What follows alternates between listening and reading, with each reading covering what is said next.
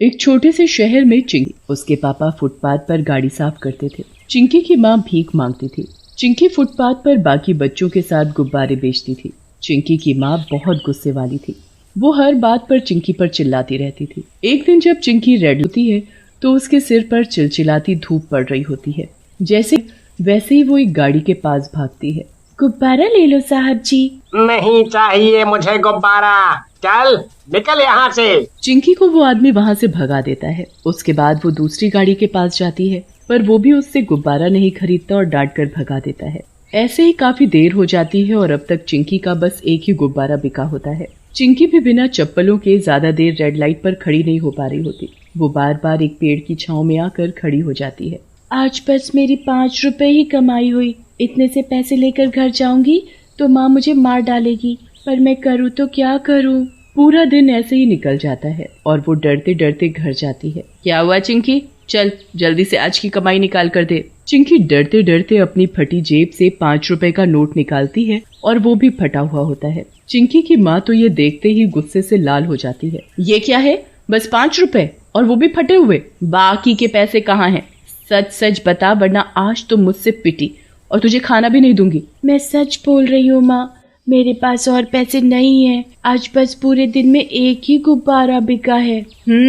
जरूर तू पूरा दिन खेल रही होगी, तभी कोई कमाई नहीं हुई है, नहीं आएगी। चिंकी की माँ गुस्से में गरम चिमटा निकालकर चिंकी के हाथ पैर जला देती है। चिंकी दर्द के मारे बुरी तरह चिल्लाने लगती है, पर उसकी माँ को उस पर बिल्कुल तरस नहीं आ जाती है। अगली सुबह फिर से चिंकी गुब्बारे बेचने निकल जाती है, पर उस दिन भी कोई उससे गुब्बारा नहीं खरीदता और सब उसे उल्टा सीधा सुनाकर भगा देते हैं। चिंकी को बहुत दुख होता है। एक तो कोई मुझसे गुब्बारा भी नहीं खरीद रहा और ऊपर से सब मुझसे बदतमीजी से भी बात करते हैं। अरे नहीं लेने तो मत लो, पर ऐसे तो मत बोलो। थोड़ी देर बाद वहाँ एक बड़ी गाड़ी आकर रुकती है। उस गाड़ी की खिड़की खुलती है और उसमें से एक छोटा बच्चा बाहर झांकता है। उस बच्चे के पापा चिंकी को पास बुलाते हैं। चिंकी खुशी खुशी भागती हुई गाड़ी के पास जाती है। हाँ साहब जी, बोलो कितने गुब्बारे दूं? आज मेरे बेटे का जन्मदिन है, तो एक काम। आप मेरे सारे गुब्बारे खरीद लोगे? हाँ हाँ बोला तो, सारे गुब्बारे चाहिए। चिंकी सारे के सारे गुब्बारे उस बच्चे को दे देती। उस आदमी से पैसे मांगती है। वो आदमी गाड़ी चालू कर आगे बढ़ने लगता है। अरे साहब जी, मेरे पैसे तो दे दो, गाड़ी क्यों चला दी? चिंकी बोलती रह जाती है, पर वो साहब उसकी एक नहीं सुनता और गाड़ी भगा लेता है। चिंकी बेचारी उसकी गाड़ी के पीछे दौड़ती है, पर वो नहीं रुकता। चिंकी बेचारी बीच सड़क पर अपने हाथ में एक गुब्बारा लिए उस गाड़ी के पीछे चिल्लाती हुई भागती है, पर वो गाड़ी काफी आगे निकल जाती है। चिंकी बहुत रोती है और जैसे ही वो वापस आने के लिए पीछे मुड़ती है, तभी सामने से एक ट्रक बड़ी तेजी से उसकी तरफ आता है और उसे कुचल देता है। चिंकी खून से लथपथ सड़क पर मरी पड़ी होती है और उसके हाथ से उसका गुब्बारा हवा में उड़ जाता है। जब चिंकी के माँ बाप को ये खबर मिलती है तो उनको चिंकी के मरने का दुख। एक रात जब चिंकी की माँ सो रही होती है तो वहाँ चिंकी चुड़ैल के रूप में आती है और अपनी माँ को आवाज देती है। माँ माँ, मुझे भूख लगी है माँ, मुझे खाना नहीं दोगी क्या आज भी? माँ, ओ माँ। चिंकी की आवाज सुनकर उसकी माँ सकपका जाती है और उठकर इधर उधर देखने लगती है। कौन है यहाँ?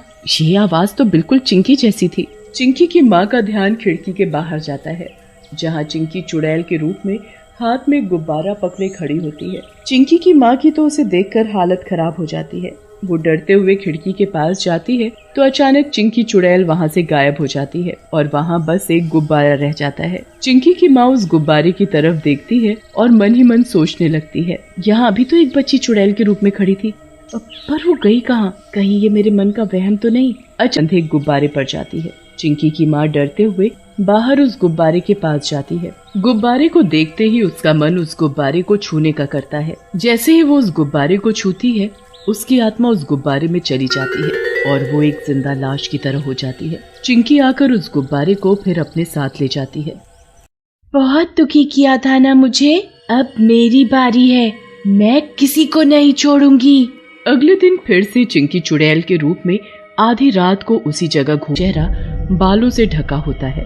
वो हाथ में गुब्बारे लिए यहाँ। उसके बाद वहाँ जो भी आता, चिंकी उसकी आत्मा को उसमें कैद कर लेती। कोई मुझसे बच नहीं पाएगा, मैं किसी को भी नहीं छोड़ूंगी। सबने मेरे साथ बुरा किया, अब मेरी बारी है।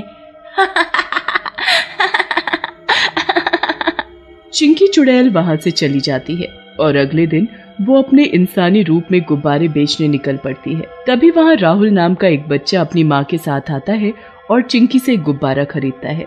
राहुल जैसे ही चिंकी के हाथ से गुब्बारा लेता है, उसकी आत्मा उस गुब्बारे में आ जाती है।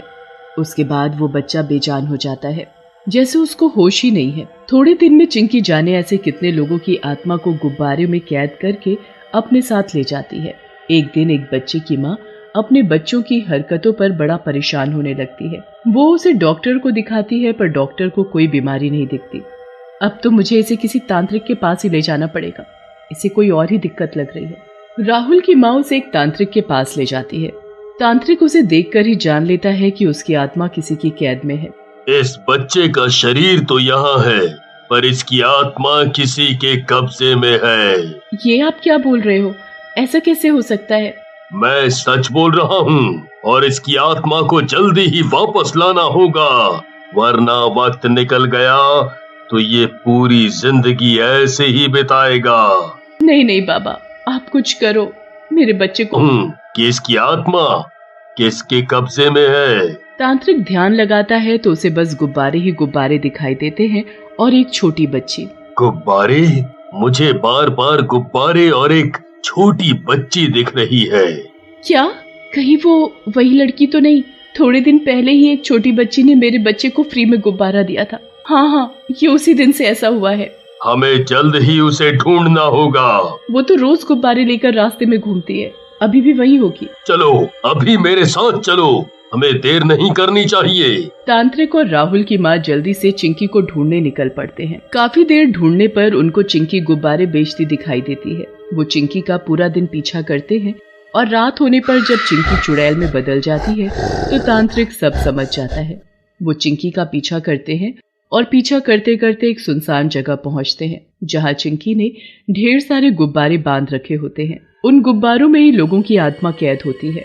ए लड़की, तू चाहती क्या है? तूने क्यों उस मासूम बच्चे की आत्मा को कैद किया हुआ है? उसे आजाद करने आया हूँ। उसकी ही नहीं, मेरे पास तो जाने कितने लोगों की आत्माएं कैद है, और मैं कभी नहीं बताऊंगी वो कहाँ कैद है। मैं सबसे अपनी मौत का बदला लूंगी, मैं सबको मार डालूंगी, सबको। तेरी मौत का बदला? कैसे हुई तेरी मौत? मुझे बता, मैं तुझे मुक्ति दिलाऊंगा। नहीं चाहिए मुझे मुक्ति, मुझे बदला चाहिए, बदला। हर किसी से बदला चाहिए, मेरे माँ बाप और हर इंसान से जिसने हमेशा मुझे दुत्कारा और मुझ पर कभी तरस नहीं खाया। मुझे मार डाला, मुझे मार डाला।